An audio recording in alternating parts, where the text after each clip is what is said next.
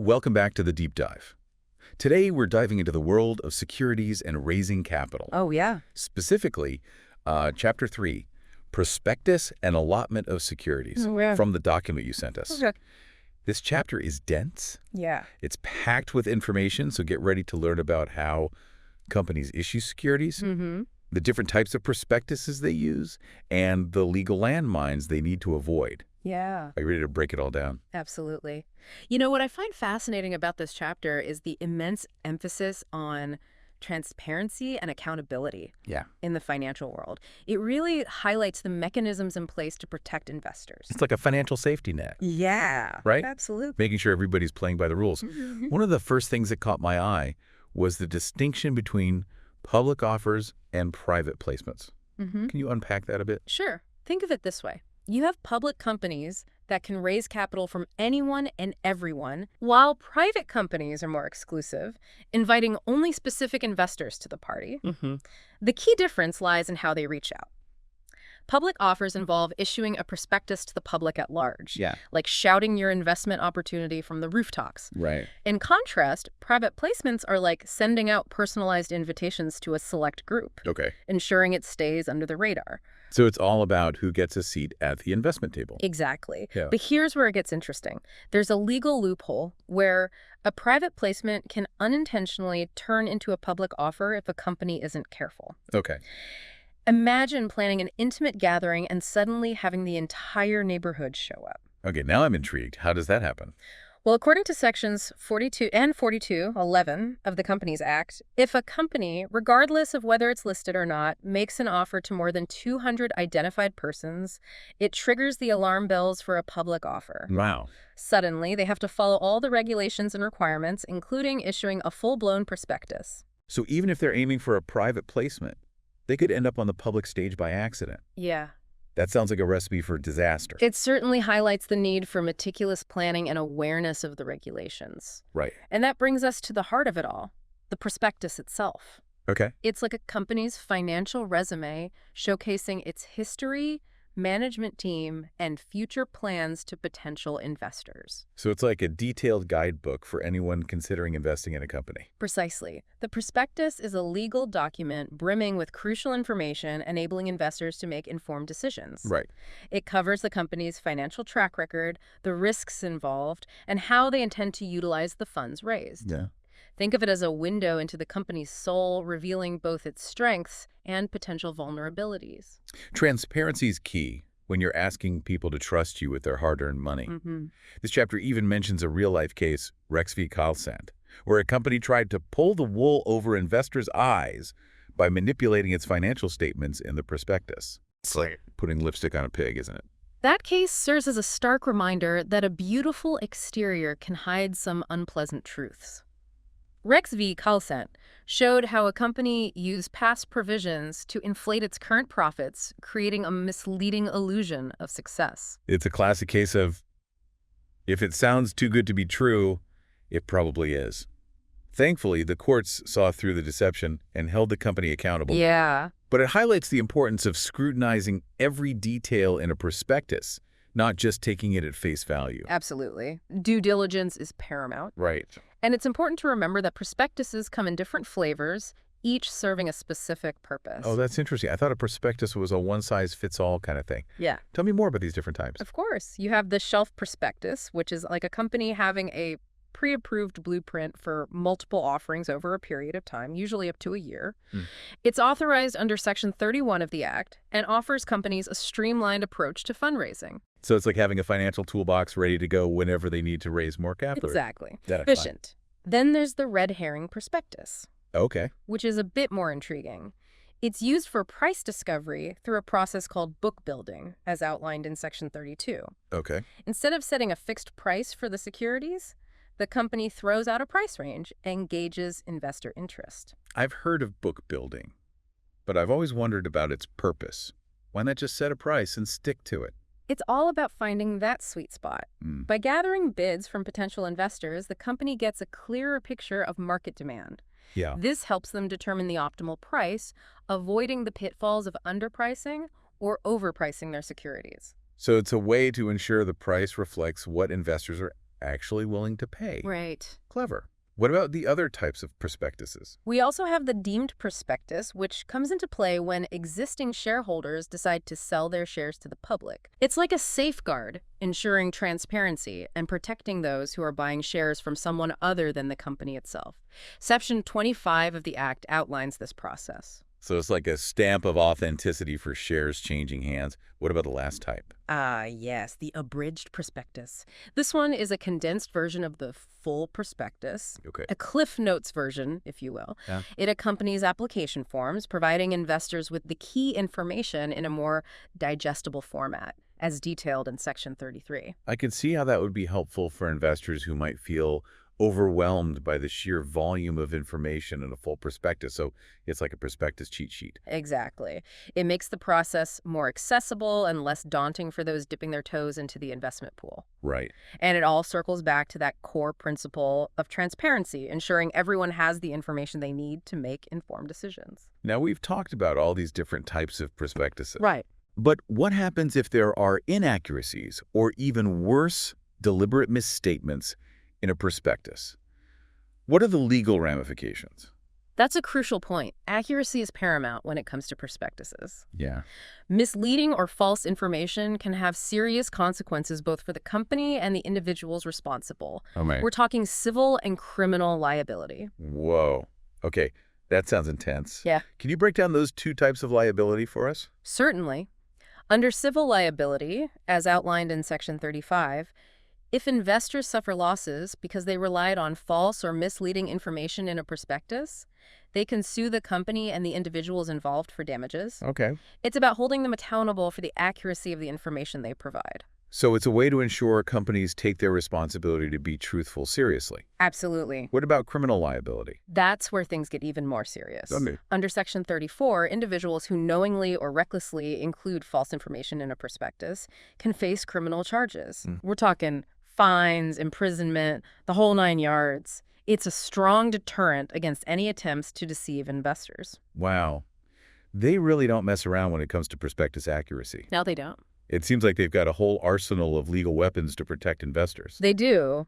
And it's not just about catching blatant lies. Even seemingly small omissions or inaccuracies can land a company in hot water. Oh, wow. The chapter mentions a fascinating case, Henderson v. Lacan, where a minor detail about directors' share subscriptions was deemed misleading and resulted in legal action. It sounds like every detail matters when it comes to prospectuses. It does. There's no room for error. No. So let's say a company's gone through the entire process, the prospectus is accurate, and everything is ready to go. How do they actually go about allotting the securities to investors? That's the final stage called the allotment of securities. Okay. It's the moment of truth when the company formally distributes the shares to the investors who have applied for them. It's like the official confirmation that you're now a shareholder in the company, right? Precisely. And there are a few key concepts at play here. Yeah. One is minimum subscription, as outlined in Section 39. Companies can't just start allotting shares unless they've raised a certain minimum amount of capital. Okay. This protects investors, ensuring that the venture has enough financial backing to get off the ground. Mm-hmm. Imagine investing in a company that couldn't even raise enough money to get started. That would be like boarding a ship with holes in its hull. Right. So this minimum subscription acts like a lifeboat, Yeah. ensuring the venture is seaworthy. Exactly. And there's another interesting rule to protect investors' money. Okay. Companies have to keep the application money in a separate bank account and can't touch it for any other purpose until the allotment is complete. Right. Section 43 makes this very clear. It's like putting the money in escrow, ensuring it's used as intended. Wow. They really thought of everything to safeguard investors' interests. They did. It's reassuring to know these measures are in place. Indeed. And, this chapter also touches on a fascinating aspect of raising capital global depository receipts, or GDRs. Oh, yeah. They allow companies to cast a wider net, attracting investors from all corners of the world. Oh, I've heard of those. Yeah. They allow companies to list their shares on foreign stock exchanges, right? That's right. So a company based in India could use GDRs to list its shares on the New York Stock Exchange. That's exactly right.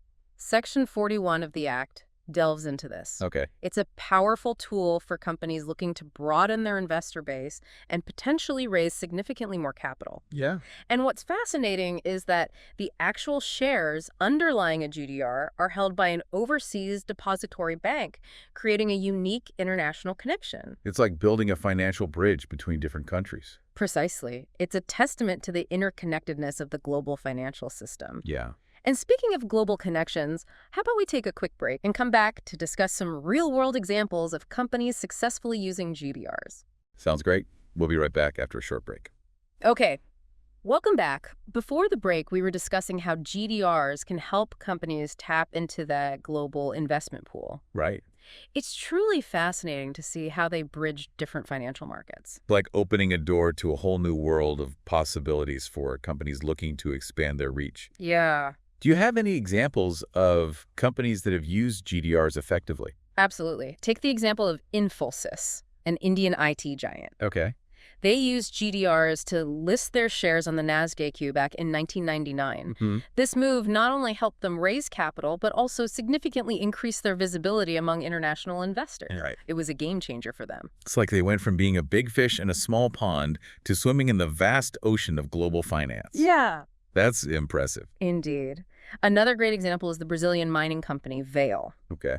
They utilized GDRs to list on the New York Stock Exchange, tapping into a massive pool of capital and solidifying their position as a global player in the mining industry. These examples really highlight the strategic advantage GDRs can offer. Absolutely. It's not just about raising more money, it's about expanding your horizons and connecting with a broader investor base. Exactly. It's like adding a turbocharger to your growth engine. Right. But it's important to remember that every financial decision has its nuances. Yeah. GDRs come with their own set of considerations, both benefits and risks. That's a great point. It's never a one-size-fits-all solution. Yeah. What are some of the risks companies should be aware of when considering GDRs?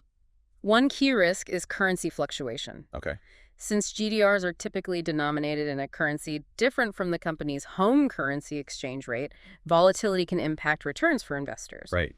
For example, if the Indian rupee weakens against the US dollar, an American investor holding Infosys GDRs could see their returns diminish. That makes sense. It's like navigating a financial maze where the walls can shift unexpectedly. Right. Are there any other potential pitfalls companies should consider? Another important consideration is regulatory hurdles. Okay. Listing on a foreign exchange through GDRs often involves complying with a different set of regulations and disclosure requirements. Mm-hmm. This can add complexity and cost to the process. So companies need to do their homework and ensure they are well prepared to navigate the regulatory landscape of the target market. Absolutely. It sounds like careful planning and expert advice are crucial. Absolutely. GDRs are a powerful tool, but they require a strategic approach and a deep understanding of the intricacies involved. Speaking of strategic approaches, let's circle back to something we discussed earlier, the case of Rex v. Calcent. Okay. You mentioned that they used past provisions to manipulate their profits. Right. Could you elaborate on how they did that and why it was misleading?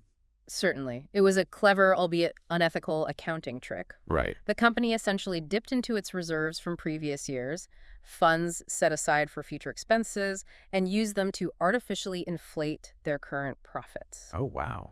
It's like using your emergency savings to buy a fancy car and pretend you can afford it. So they were creating a facade of financial health while hiding their true financial position. Exactly. It's like building a house on a foundation of sand. Exactly. And it's precisely why scrutinizing a company's financial statements, especially the notes and explanations accompanying them, is crucial. Right. Don't just focus on the headline numbers, dig deeper to understand the story behind them. It's like reading between the lines to uncover the hidden truths. Speaking of uncovering truths, this entire conversation about prospectuses and the regulations surrounding them reinforces the importance of transparency and accountability in the financial world. Absolutely. It's about building trust and ensuring that everyone has access to accurate and reliable information. Remember, a prospectus is not just a legal document, it's a testament to a company's commitment to ethical practices and fair dealing. It's like a handshake between the company and potential investors, a promise to be upfront and honest. And it's reassuring to know that there's a robust legal framework in place to enforce these standards and protect investors. Indeed, the Companies Act, with its detailed provisions on prospectuses, allotments, and everything in between, acts as a guardian of fairness and transparency in the capital markets. Speaking of fairness and transparency, what are your thoughts on the concept of minimum subscription? Okay. We touched upon it earlier, but I'm curious to hear your perspective on why it's such a crucial safeguard for investors.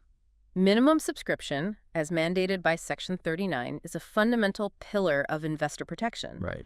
Think of it as a safety net, ensuring that a company has garnered sufficient financial backing before it starts allocating shares. It prevents companies from embarking on ventures that lack the necessary resources, safeguarding investors from potential losses. It's like ensuring the plane has enough fuel before it takes off. Precisely. It's about mitigating risk and ensuring that investors are putting their money into ventures with a reasonable chance of success. It prevents companies from taking off with empty tanks, so to speak. So it's a way to weed out the dreamers from the doers, separating those with viable projects from those with just pie-in-the-sky ideas. Exactly. It's about ensuring that a company has the financial runway to turn its vision into reality. And it also sends a positive signal to investors, demonstrating that others believe in the project and are willing to put their money behind it. It's like a vote of confidence from the market saying, hey, this company is onto something and we're willing to be a part of it. Precisely. It's a collective endorsement that adds credibility and increases the attractiveness of the investment opportunity. This has been an incredibly insightful discussion, and I'm feeling much more informed about the world of securities and raising capital. We've covered so much ground, from the intricacies of prospectuses to the strategic use of GDRs and the importance of safeguards like minimum subscription. It's amazing how much depth and complexity there is to this seemingly simple act of raising capital. But understanding these nuances is key to making informed investment decisions. Absolutely, and I think that's a great takeaway for our listeners. It's not just about throwing money at a promising idea. It's about understanding the mechanisms, the regulations, and the safeguards that are in place to protect investors and ensure fairness in the market. Indeed. And it's a reminder that knowledge is power. The more you understand about prospectuses, the different types, the legal implications, and the strategic considerations involved, the better equipped you'll be to navigate the complex world of investing. Speaking of knowledge, I'm curious to know if there are any other red flags investors should look out for when scrutinizing a prospectus. Oh, yeah. What are some things that might raise eyebrows and warrant further investigation? That's a great question. While a prospectus is designed to be transparent, it's still crucial for investors to approach it with a healthy dose of skepticism. One red flag to watch out for is overly optimistic projections. So like those get-rich-quick schemes that promise astronomical returns with little to no risk. Exactly. If the projected growth numbers seem too good to be true, they probably are. Scrutinize the assumptions behind those projections. Are they based on solid market research and realistic expectations, or are they inflated to entice unsuspecting investors? It's like checking under the hood of a used car. You want to make sure the engine's in good shape, not just admire the shiny paint job. What other warning signs should investors be aware of? Pay close attention to the section on risk factors. Okay. This section should provide a comprehensive overview of the potential challenges and uncertainties the company faces. If this section feels overly brief or downplays potential risks, that's a definite red flag. So it's like reading the fine print of a contract. You don't want to be caught off guard by hidden clauses or unexpected surprises. Precisely. Another area to scrutinize is the management team's experience and track record. Right. Have they successfully navigated similar ventures in the past? Do they possess the necessary expertise to lead the company toward its goals? A lack of relevant experience or a history of failed ventures should raise concerns. It's like checking the pilot's credentials before boarding a plane. You want to make sure they have the skills and experience to get you safely to your destination. Exactly. And don't forget to look into the company's financial health. Scrutinize their balance sheet, income statement, and cash flow statement. Okay. Are they generating consistent profits? Do they have a manageable debt load? Any signs of financial instability should warrant further investigation. It's like getting a financial checkup before making a major investment. You want to make sure the company's in good shape and not hiding any underlying health issues. Precisely. Remember, investing always involves a certain level of risk. But by carefully scrutinizing the prospectus and looking for these red flags, investors can make more informed decisions and mitigate potential downsides. It's all about empowering investors with the knowledge and tools they need to navigate the complexities of the financial world. Absolutely, and that brings us back to the core principles of transparency and accountability. The regulations surrounding prospectuses, the emphasis on accuracy, and the safeguards in place to protect investors all contribute to building a more robust and trustworthy financial system. It's like creating a level playing field where everyone has access to the same information and the same opportunity. Exactly. And that's something worth striving for. Well, this has been an incredibly enlightening deep dive into the world of securities prospectuses and the art of raising capital. Yeah, it has. We've covered a lot of ground, from the different types of prospectuses to the legal implications of misstatements and the strategic considerations involved in attracting global investors. Absolutely. And we've explored the crucial safeguards in place to protect investors, the importance of due diligence, and the red flags to watch out for when scrutinizing a prospectus. And hopefully our listeners now have a deeper understanding of the complexities involved in raising capital and the measures taken to ensure fairness and transparency in the market.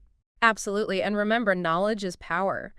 The more you understand about the financial world, the better equipped you'll be to make informed decisions and achieve your investment goals. So as we wrap up this deep dive, we encourage you to continue exploring, continue learning, and continue asking questions. And until next time, happy investing.